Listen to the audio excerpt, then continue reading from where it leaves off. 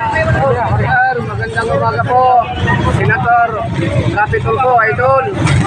Andito po kami ngayon sa inyong tanggapan para po humingi ng inyong tulong. Sana po sir, Senator, matulungan niyo po kami sa aming hinain. Dito po sa aming kumpanya, sa Filtran ko po, 2.5 buwan na po kaming hindi pinapasahod.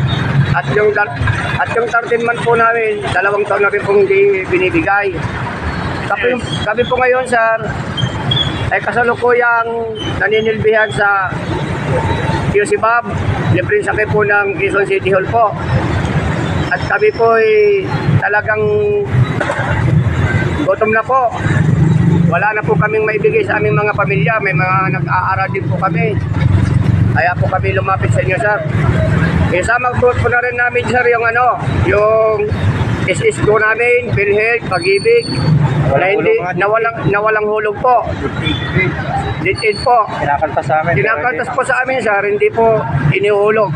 At hindi po binibigay yung sa mga may namatayan. Sa mga may namatayan na SS ay burial, ditid. Hindi po rin po nila ibinibigay pero kinakaltasan po kami. Sir, sana po matulungan niyo po kami. Maraming salamat po. Mabuhay po kayo, sir. Kaya po kami lumapit sa inyo. Sir, maraming salamat po. Mabuhay po kayo, sir. Salamat po. Salamat po, Senator. Sana matulungan niyo kami.